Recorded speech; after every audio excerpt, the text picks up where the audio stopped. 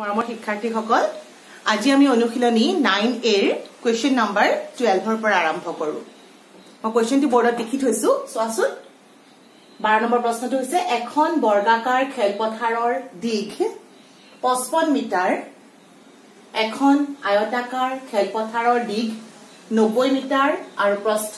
45 metre মৃণালে বৰ্গাকাৰ খেলপথাৰৰ চাৰিওফালে সীমাৰ ওপৰেৰে 4 পাক দৌৰে আৰু ৰক্তিমে আয়তাকাৰ পথাৰৰ সীমাৰ ওপৰেদি 3 পাক দৌৰে কোনে বেছি দৌৰে আৰু কিমান বেছি দৌৰে তোমালোকে প্ৰশ্নটো চাই নিশ্চয় গম পাইছা ইয়া দুই ধৰণৰ আকাৰৰ তোমালোকৰ দুখন খেলপথাৰ আছে এখন হৈছে তোমালোকৰ বৰ্গাকাৰ খেলপথাৰ এখন হৈছে বৰ্গাকাৰ খেলপথাৰ বৰ্গাকাৰ মানে তোমালোকে নিশ্চয় মনত পৰিছে যাৰ দৈৰ্ঘ্য প্ৰস্থ সমান বৰ্গাকাৰ খেলপথাৰখনৰ তোমালোকৰ দিয়া আছে দীঘ 55 মিটাৰ তাৰ মানে এফালে প্ৰত্যেকটা বাহু হৈছে 55 মিটাৰ তাৰ পিছত তোমালোকৰ কোৱেশ্চনটো কৈছে এখন আয়তাকাৰ খেলপথাৰ আছে যাৰ দীঘ হৈছে 90 মিটাৰ আৰু প্ৰস্থ হৈছে 45 মিটাৰ তাৰ মানে এনেকুৱা আকৃতিৰ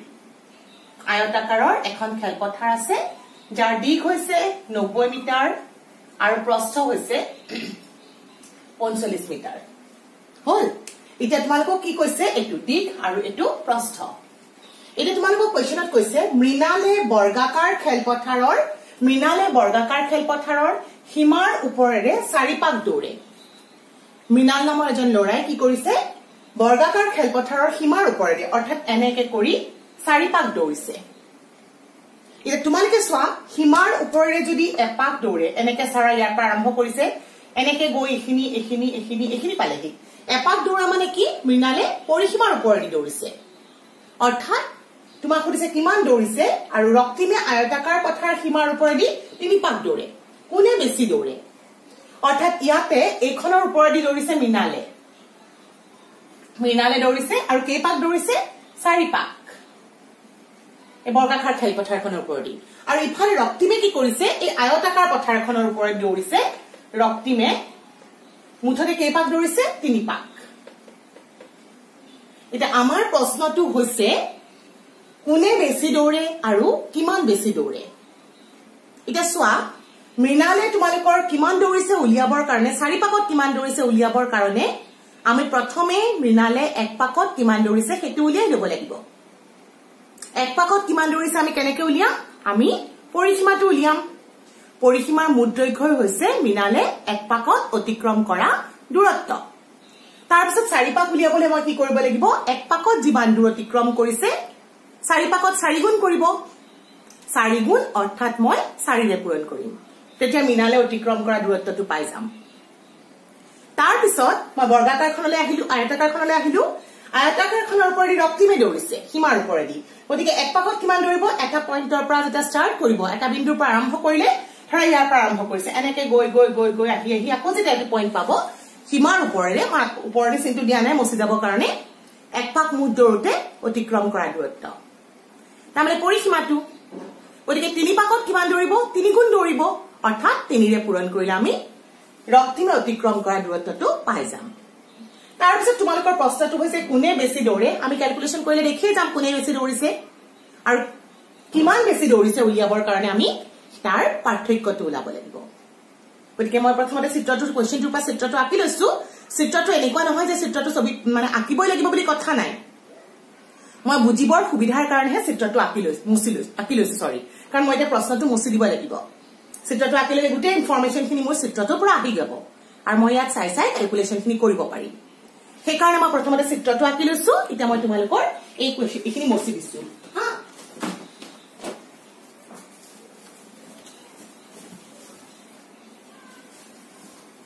এতিয়া চোৱা মই প্ৰশ্নটো মুছি দিছো মই প্ৰথমতে বৰ্গাকাৰ খেলপথাৰখনৰ পৰিসীমাটো উলিয়াই লম হা তো প্ৰথমতে মই উলিয়াইছিলো সমাধানৰ কাৰণে বৰ্গাকাৰ খেলপথাৰ খনৰ পৰিসীমা বৰ্গাকাৰ খেলপথাৰখনৰ পৰিসীমা কিমান হ'ব 4 পূৰণ বাহুৰ দিশ গতিকে এইটো হৈছে তোমালোকৰ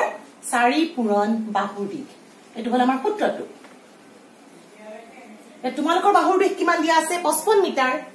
গতিকে ইয়াতে হ'ব 4 পূৰণ 55 একক হ'ল মিটাৰ তাৰ মানে কিমান হ'ল পূৰণ কৰি দিয়া 4 5 গুণ 20 0 4 5 গুণ 20 2 22 এইখিনি তাৰ মানে মই ইয়াৰ পৰা কি গম পালো মৃণালে যেতিয়া এক পাক ঘুৰিব এক পাকত 220 মিটাৰ অতিক্ৰম কৰিব গতিকে মই এটা লিখিব পাৰো এতেকে মৃণালে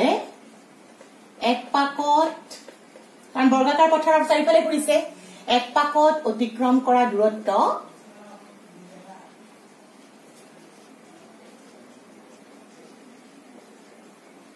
কিমান হৈছে 220 মিটাৰ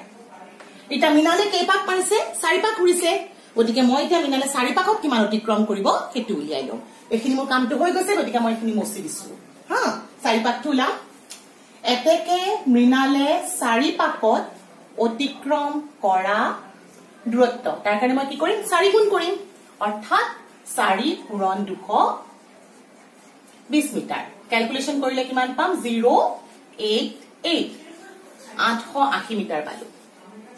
এতিয়া আমাৰ নেক্সট প্ৰথম কামটো হৈ গল মৃণালে কিমান অতিক্ৰম কৰিলে মৃণালে অতিক্ৰম কৰিলে মুঠ অতিক্ৰম কৰা দূৰত্ব হ'ল 880 মিটাৰ এবাৰ আমি আয়তাকাৰ খেলপথাৰখনলৈ আহিলো আয়তাকাৰ খেলপথাৰখনৰ প্ৰথমতে মই পৰিসীমা উলিয়াই লম তাৰ পিছত মই 4 পাক 3 পাকত কিমান ঘূৰে উলিয়াম হ'ব এতিয়া মই উলিয়াইছো আয়তাকাৰ খেলপথাৰখনৰ আয়তাকাৰ খেলপথাৰখনৰ মই পৰিসীমা উলিয়াম নিশ্চয় তোমালোকৰ আয়তৰ পৰিসীমাৰ সূত্ৰটো মনত আছে কি আছিল 2 পূৰণ দিক যোগ প্ৰস্থ তাৰ মানে এটো পালো 2 পূৰণ দিক যোগ প্ৰস্থ গতিকে মান কিটা বহাই দিও এখিনি তোমালোকে মনত ৰাখিবা হা মই সূত্ৰটো মচি দিছো গতিকে তোমালোকে এতে কি পাবা 2 পূৰণ দিকটো আছিল 90 আৰু প্ৰস্থটো হ'ল 45 এককটো হ'ল মিটাৰ কৰি দিয়া ক্যালকুলেশনটো 2 পূৰণ ইয়াতে হ'ল 135 পূৰণ কৰিলে কিমান পাম 5 দুগুণ 10 0 হাতে গলে 3 দুগুণ 6 1 7 ওকে আৰু 2 তাৰ মানে এক পাকত কোনে দৌৰিলে ৰক্তিমে এক পাকত অতিক্ৰম কৰা দূৰত্ব হ'ল 270 হেতু তোমালোকে এতিয়া মনত ৰাখিবা মই ওপৰখিনি মচিব লগা হ'ল এতেকে ৰক্তিমে এক পাকত অতিক্ৰম কৰা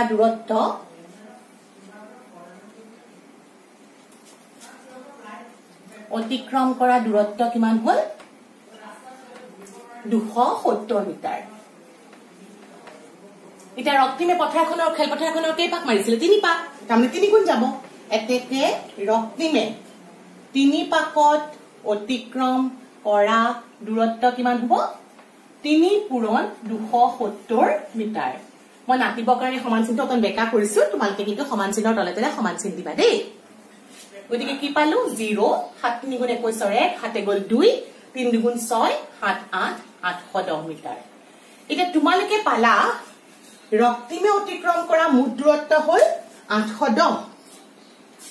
ইফালে মৃণালে অতিক্ৰম কৰা দূৰত্বটো হৈছে 880 হ'ব এটা তোমালোকে চোৱা যে কোনে বেছিকে দৌৰিছে নিশ্চয় দেখিছা 880 আৰু 810 তুলনা কৰা 880 টো তোমালোকৰ ডাঙৰ হয় তাৰ মানে মৃণালে অতিক্ৰম কৰা দূৰত্বটো বেছি গতিকে আমি যে প্ৰশ্নটোৰ কাৰণে উত্তৰটোৰ কনক্লুজনটো লিখো এখিনি মচি দিছো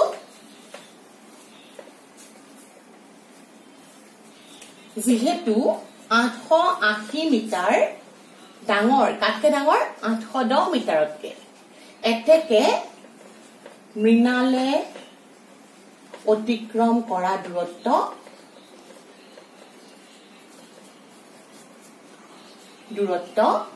বেছি কোনে বেছি দূৰ কৰিছিলে বুলি সুধিছে আৰু এতিয়া আমাক লাগে কিমান বেছি কাৰণে আমি কি কৰিম নিশ্চয় মনত পৰিব তোমালোকৰ কিমান বেছি হলে কি কৰিবা ডাঙৰটোৰ পৰা সৰুটো বিয়োগ কৰিবা অৰ্থাৎ পাৰ্থক্য উলিয়াবা গতিকে কিমান বেছি তাৰ কাৰণে আমি পাৰ্থক্যটো উলাও পাৰ্থক্যটো কিমান 880 বিয়োগ 810 মিটাৰ অৰ্থাৎ আমি কিমান পালো 70 মিটাৰ তাৰমানে আমাৰ উত্তৰটো হৈ গল যে মৃণালে বেছিকৈ দূৰ অতিক্ৰম কৰিলে আৰু কিমান মিটাৰ অতিক্ৰম কৰিলে কিমান দূৰ বেছিকৈ ঘূৰিলে 70 মিটাৰ তোমালোকে নিশ্চয় কোৱেশ্চনটোৰ সলিউশনটো ধৰিব পাৰিছা ওকে এতিয়া মই নেক্সট কোৱেশ্চন নাম্বাৰ 13 লৈ যাওঁ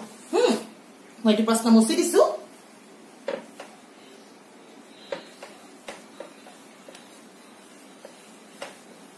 এইবাৰ মই যাওঁ কোৱেশ্চন নাম্বাৰ 13 লৈ ৰবা মই প্ৰশ্নটো লিখি দিছো সৰি এইটো 13 আছিল ন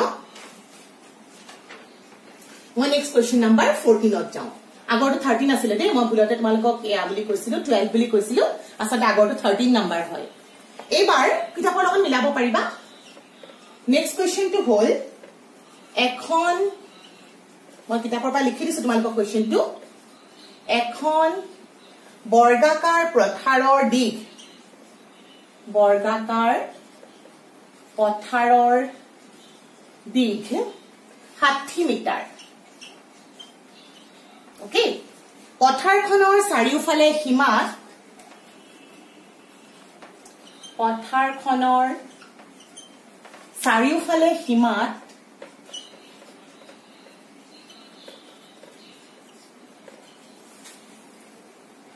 বেৰ দিবলৈ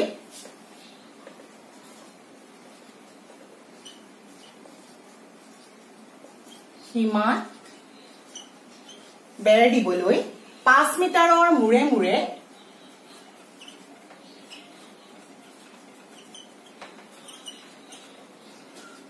5 মিটাৰৰ মূৰে মূৰে একোটাকৈ খুঁটা পোতা হ'ল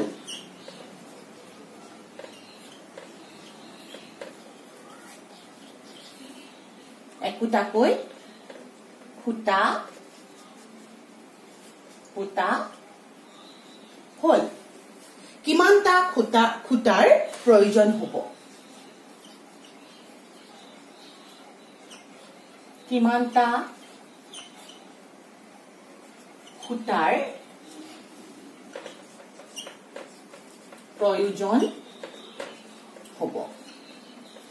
এইটো হ'ল তোমালোকৰ প্ৰশ্ন কি দিছে তোমালোকৰ প্ৰশ্নটোত এখন বৰ্গাকাৰ পথাৰৰ দিশ দিয়া আছে 60 মিটাৰ পথাৰখনৰ মই চিত্ৰ এটা তোমালোকক বুজিবৰ সুবিধাৰ কাৰণে আঁকি দিও মই আগতেও কৈছো এবাৰো কৈছো চিত্ৰটো কম্পালসৰি নহয় হা এখন বৰ্গাকাৰ খেতি পথাৰ মানে পথাৰ দিয়া আছে পথাৰখনৰ দিশ হৈছে 60 মিটাৰ তাৰমানে দিশ প্ৰস্থ গোটেইখিনি 60 মিটাৰ পথাৰখনৰ চাৰিওফালে সীমাত বেৰ দিব লাগিলে তাৰমানে ইয়াৰ ওপৰে ওপৰে বেৰ দিব আৰু বেৰ দিবলৈ তোমালোকে জানা কিছুমান খুঁটা পুতে কিমানৰ দূৰত্বে খুঁটা পুতে এনেকৈ 5 মিটাৰৰ দূৰে ধৰা এনেকে 5 মিটাৰ দূৰে দূৰে খুঁটা কিছুমান পুতিব আমাৰ প্ৰশ্নটো হৈছে কিমানটা খুঁটা প্ৰয়োজন হ'ব তাৰমানে চাৰি সীমাত তোমালোকে খুঁটা পুতিব লাগিব এনেকে পুতি পুতি গৈ থাকিলে আমি কেইটা খুঁটা পুতিব লাগে হেতু উলিয়াব লাগিব তাৰ কাৰণে মই কি কৰিব লাগিব চাৰি সীমাটোনো কিমান ডাঙৰ হেতু উলিয়াই লব লাগিব মামুত চাৰি সীমাটোত কিমান মিটাৰ আছে হেতু উলিয়াই লওঁ তুমি কেনেকৈ উলিয়াবা মুঠ চাৰি সীমাত কিমান মিটাৰ আছে তোমালোকে বৰ্গাকাৰ পথাৰখনৰ পৰিসীমা উলিয়াই দিয়া তেতিয়াই তোমালোকৰ মুঠ কিমান মিটাৰত বেৰ দিব লাগিব উলাই যাব তাৰ পিছত তোমালোকে সোৱা যেহেতু 5 মিটাৰৰ দূৰে দূৰে দিবা তাৰমানে প্ৰথমটো খুঁটা যদি তুমি আৰম্ভণিতে দিলা নেক্সট খুঁটা দিবা 5 মিটাৰ পিছত আকৌ 5 মিটাৰ পিছত 10 মিটাৰত পৰিব তাৰ পিছত আকৌ তাৰ পিছত 5 মিটাৰ 15 মিটাৰত পৰিব এনেকৈ তুমি গন্তি কৰি থাকিব নালাগে আৰু তোমালোকে কি কৰিবা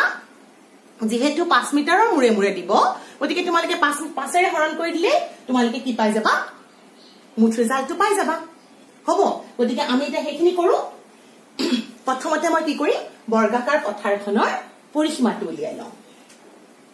তোমালোকক দিয়া আছিলে বৰ্গাকাৰ পথাৰৰ দিশটো দিয়া আছে বৰ্গাকাৰ পথাৰৰ দিশ দিয়া আছে কিমান 60 মিটাৰ এতেকে বৰ্গাকাৰ পথাৰৰ পৰিসীমা কিমান হ'ব মনত পৰিছা নিশ্চয় মনতটো ৰখি গৈছে এতিয়া 4 পূৰণ বাহুৰ দিশ হল 60 মিটাৰ মই ফৰ্মুলাটো লিখা নাই আৰু তোমালোকে ইচ্ছা কৰিলে লিখি লব পাৰিবা তাৰ মানে কিমান হল 6 4 গুণ 24 0 মিটাৰ 240 মিটাৰ এতিয়া আমি প্ৰশ্নখনৰ পৰা যাওঁ আমি কি কৰিব লাগিব 4 মিটাৰ 5 মিটাৰৰ মুৰে মুৰে তোমালোকে একোটা খুঁটা পুতিব লাগিব ইয়াতে দিয়া আছে হা তো তোমালোকে লিখি লোৱা দিয়া আছে কি দিয়া আছে বৰ্গাকাৰ পথাৰৰ চাৰিওফালে এইখিনি দিয়া আছে বৰ্গাকাৰ পথাৰৰ চাৰিওফালে সীমাত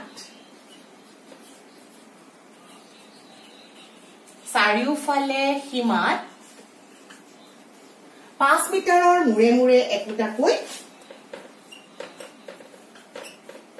5 মিটাৰৰ মুৰে মুৰে মই কিতাপত এইখিনি দিটো দিয়া প্ৰশ্ন দিয়া আছে সেইটো লিখি আছো মুৰে মুৰে একোটাকৈ খুঁটা পুতিব লাগিব খুঁটা পুতিব এইখিনি দিয়া আছে তোমালোকক দিয়া আছে যে 5 মিটাৰৰ মুৰে মুৰে খুঁটা পুতিব লাগিব গতিকে আমি কিমানটা খুঁটাৰ প্ৰয়োজন হ'ব সেইটো লিখিব লাগিব এতেকে আমাৰ উত্তৰ এতেকে কি কৰিম আমি 5 ৰে হৰণ কৰি দিম এতেকে প্ৰয়োজন হোৱা খুঁটা কেইটা হ'ব প্ৰয়োজন হোৱা মুঠ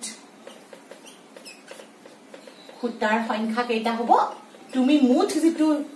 তোমাৰ মুঠ যিটো পৰিসীমা আছে অৰ্থাৎ মুঠ দৈৰ্ঘ্য আছে তাক তুমি 5 ৰে হৰণ কৰি দিয়া তাৰ মানে 440 হৰণ 5টা